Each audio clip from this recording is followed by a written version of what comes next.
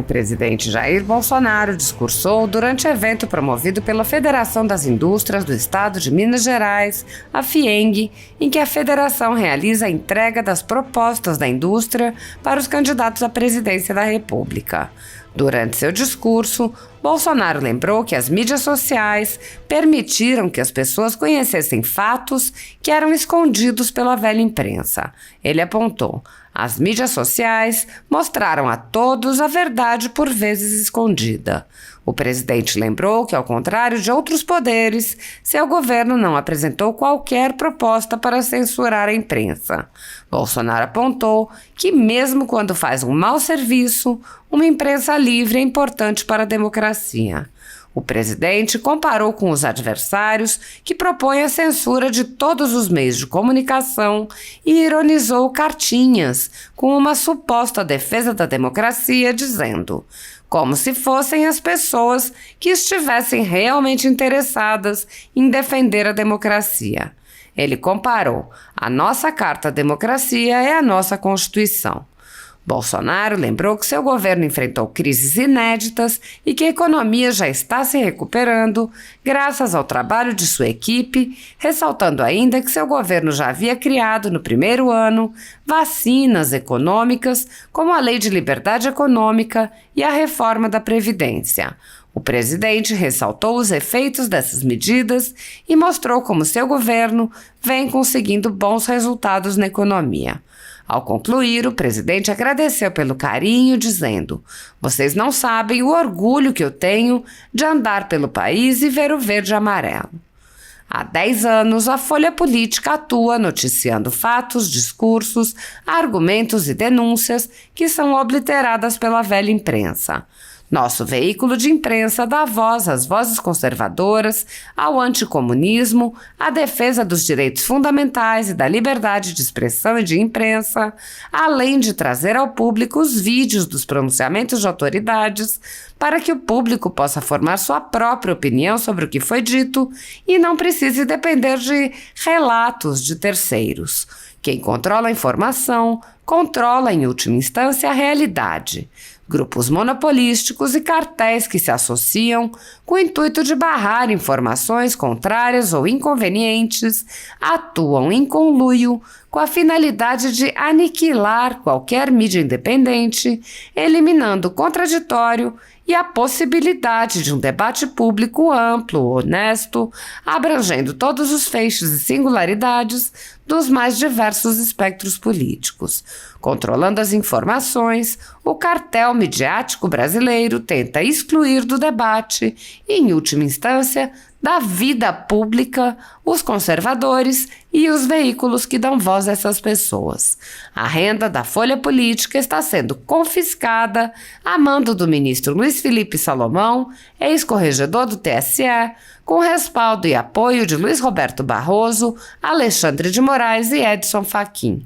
A decisão confisca, de forma indiscriminada, todas as receitas advindas do YouTube, indicando claramente que a intenção não é a de excluir conteúdos específicos, mas sim de calar o canal e eliminar a empresa. Há mais de 15 meses, toda a nossa renda é retida sem qualquer justificativa jurídica. Se você apoia o trabalho da Folha Política e pode ajudar a evitar que o jornal seja fechado, doe por meio do Pix, cujo QR Code está visível na tela, ou por meio do código ajude@folhapolitica.org. Caso não utilize Pix, há a opção de transferência bancária para a conta da empresa Raposo Fernandes, disponível na descrição deste vídeo e no comentário fixado no topo. Há 10 anos, a Folha Política vem mostrando a realidade da política brasileira e quebrando barreiras do monopólio da informação. Com a sua ajuda, poderá se manter firme e continuar a exercer o seu trabalho. Pix ajude@folhapolitica.org. Assista!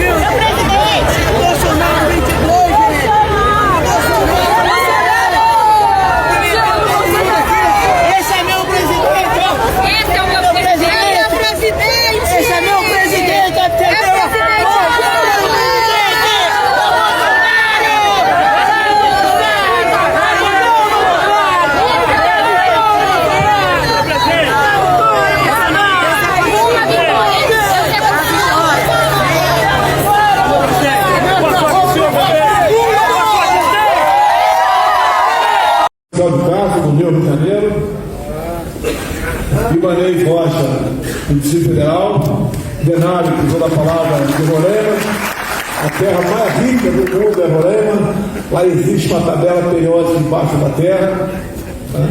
E obviamente um abraço todo especial ao Romeu Zema, um mineiro, faz muita distinção. Eu lembro das minhas lives, sempre falava dele, um homem que merecia uma segunda chance pelo trabalho que fez por Minas Gerais. Cumprimentar o Walter Braga Neto, general de exército, um ano mais moderno que eu de formação de academia, mineiro, o nosso vice-presidente da República. Distinção e uma tremenda bagagem ao longo de sua vida o credibiliza para esse cargo. Tenho certeza que todos nós ganhamos com ele. E o Braga Neto, que iria para a reserva, como foi, né? Completou todo o tempo, mas continua servindo a pátria, agora como candidato a vice-presidente da República. E não existe satisfação melhor do que essa: servir a nossa pátria, servir ao nosso querido Brasil. Eu tenho dito, eu conheço, por exemplo, esse pessoal do PT antes da criação do partido, que foi em 1980. Conheci preso naquela época como militar do Exército Brasileiro. E deixaram o rastro também de destruição em nosso Brasil, com a sua tentativa de chegar ao poder a qualquer custo. O tempo passa, criaram um partido, tiveram a sua oportunidade e fizeram exatamente o contrário do que prometiam. A especialidade deles é mentir, é enganar, em especial os mais humildes, com propostas mirabolantes. Mas a verdade sempre aparece.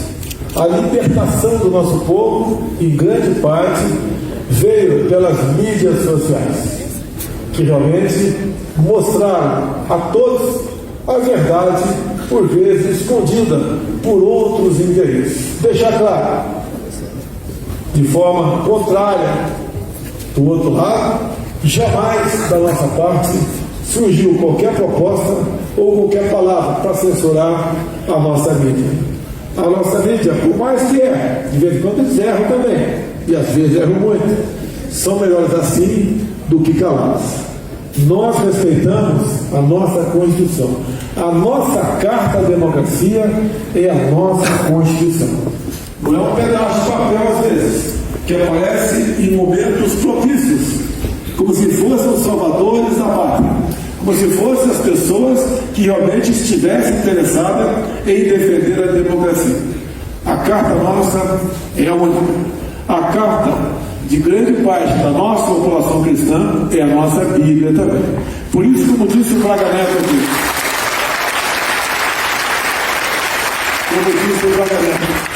a nossa família é sagrada. Um país com famílias estruturadas é um país que está no rumo da ordem e do progresso. E nós sabemos o quanto a esquerda fez de mal à nossa família. Basta ver o decreto presidencial de 2009, conhecido como PNTH3, Plano Nacional de Direitos Humanos, terceira versão. Dos 180 capítulos, o capítulo mais importante tratava da desconstrução da heteronormatividade, sem contar com outro capítulo que falava da ideologia de gênero. Nós não queremos isso para o nosso Brasil. A nossa família é estruturada em cima dos nossos valores judaico-cristãos, e assim devemos permanecer. Respeitar um ao outro, respeitar a inocência das crianças em sala de aula, fazer valer a vontade da tradição do nosso povo. Por outro lado, nós sabemos o que foi feito, não só aqui em Minas, que é um localizado, mas foi feito contra o Brasil, em especial no período de 2003 a 2015, quando o PT esteve à frente do Executivo Federal. Os maiores escândalos de corrupção que tivemos conhecimento na história do Brasil. Somente na Petrobras, por desmandos, o endividamento da petroleira chegou na casa dos 900 bilhões de reais. Recursos suficientes para fazermos 60 vezes a transposição do Rio São Francisco. No BNDES, chegou-se na casa dos 400 bilhões de reais. Parte disso emprestando a fundo perdido, porque não nos pagam, dinheiro para ditaduras de outros países. E deixa claro, na Venezuela tem metrô. Do BNDES, dinheiro mandado para lá pelas administrações de Lula e Dilma. Mas em BH nunca se preocuparam com isso. Obviamente, esse recurso era para algumas obras lá fora, mas parte dos mesmos para financiar a ditadura em outros países. E sempre sonharam com a grande pátria bolivariana. E nós sabemos onde isso chegaria. Graças a Deus, fomos salvos no impeachment de 2016. Até meu voto foi bastante marcante naquela época. Muitos, Dr. Malafaia, criticaram meu voto, mas creio que aquilo marcou também a nossa posição. Sempre estarmos ao lado da verdade. Tanto é que, por ocasião de toda a minha pré-campanha, usei a passagem bíblica do Jogo 8:32. E conhecereis a verdade e a verdade de Deus, uma tentativa de assassinato. Formamos um bom ministério, com pessoas técnicas e conhecidas. Começamos o nosso governo em 2019. Criamos ali medidas que eu chamo de vacina para a economia, como a lei da liberdade econômica e a reforma previdenciária. E, infelizmente, tivemos 2020. Um ano trágico para o mundo todo, onde muitas mortes se fizeram presentes. E as economias de quase todo mundo quase que colapsou. Nós fizemos a nossa parte, criando programas para combater o desemprego. Enviamos dinheiro para estados e municípios sem vermos a coloração político-partidária desses governadores e governadores. Entramos em uma crise ideológica da história do Brasil, até o reflexo na barragem de Fura, na cota 762. Gostaríamos de, obviamente, fazer com que isso se fizesse na realidade de algo que realmente é interesse de vocês, mas infelizmente as condições meteorológicas não nos permitiram agir dessa maneira.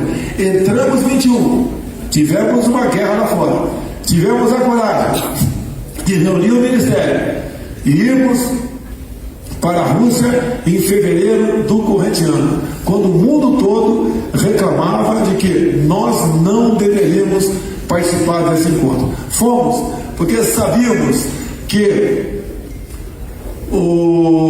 a vinda de fertilizantes para o Brasil se faria necessária, porque estaríamos então, se não fizéssemos esse contato, se o fluxo fertilizante fosse interrompido, estaríamos colocando em risco a nossa segurança alimentar, bem como de mais de 1 bilhão de pessoas ao redor do mundo que vivem no nosso agronegócio. Fizemos a coisa certa. Sofri algumas críticas da comunidade ucraniana que vive na região de Prudentópolis, Paraná. Fomos no mês passado a essa região, conversamos com os nossos irmãos ucranianos e descendentes que moram no Brasil. Fomos muito bem recebidos, entendendo a situação do Brasil e lamentamos juntos a guerra que ainda perdura lá fora. Torcemos pelo seu final. Mas, meus amigos, tem um ditado que diz: quem quer a paz deve se preparar para a guerra. Nós não queremos guerras, em consequência, devemos nos preparar para que as nossas Forças Armadas tenham a capacidade e o poder de dissuasão para que aventureiros outros não venham para o Brasil. Sempre ouvimos falar da cobiça internacional pela região amazônica. É uma realidade. Sabemos o quanto ela representa para o mundo, mas a Amazônia é nossa. Não podemos nos deixar de preocupar com ela e saber que alguns países se interessam em se apoderar dessa região. Lamentavelmente, o outro lado acabou de dizer que a biodiversidade da Amazônia deveria ser compartilhada com todo mundo. Isso não pode acontecer. 22, para irmos para o encerramento. Juntamente com o Parlamento Brasileiro, buscamos alternativas para reduzir o preço dos combustíveis que realmente encareceram em todo o mundo.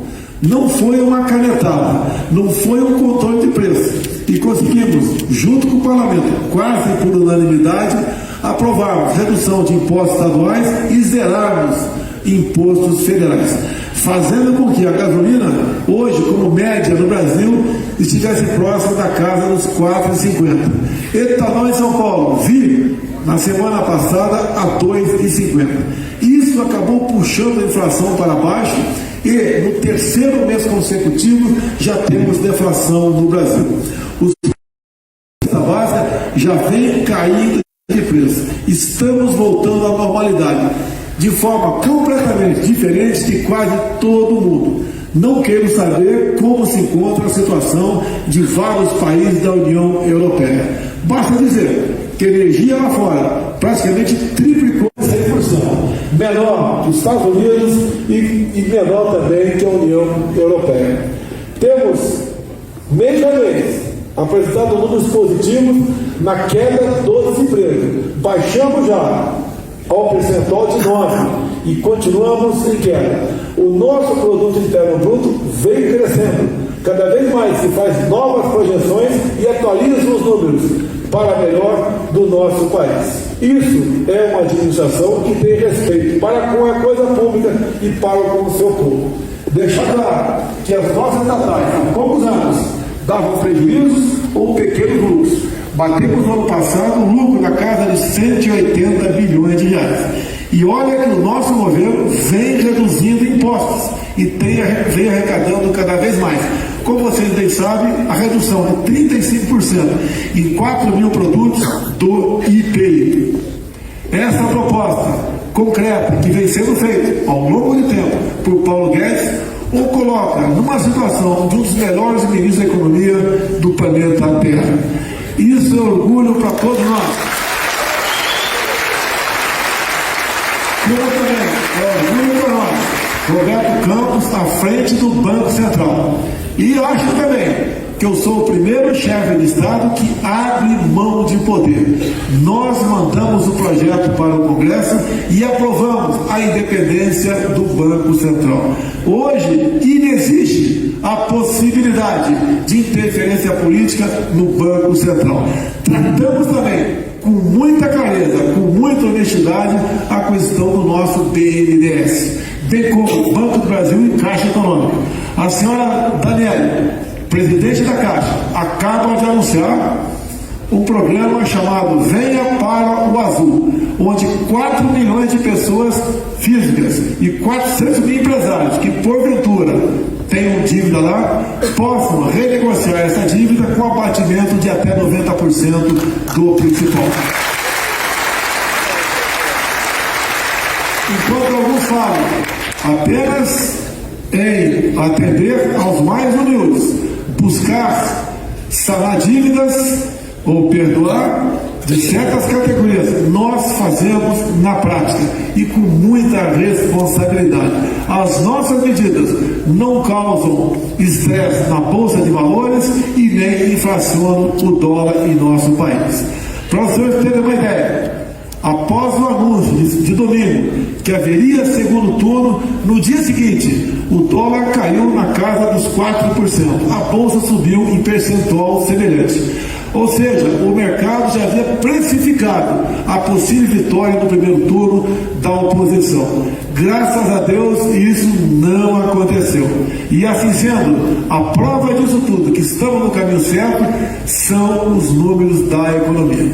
A todos vocês, eu agradeço quem acreditou em nosso governo, quem votou em nós no dia 2 de outubro último. E peço mais, para que nós possamos continuar fazendo o que fizemos até o momento, um esforço muito especial de cada um.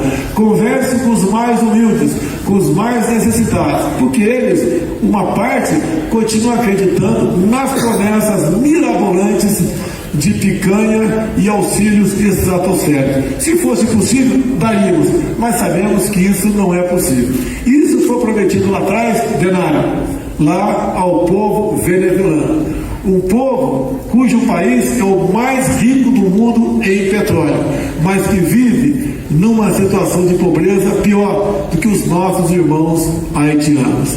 Não nos deixemos enganar. Em todos os países que fizeram opção pela esquerda, como a Colômbia, a Argentina, Chile, lá atrás a Nicarágua, nós sabemos para onde foi a economia, para onde foram os valores dos povos desse país e a situação terrível de miserabilidade que esse povo se encontra ou marcha nesse sentido.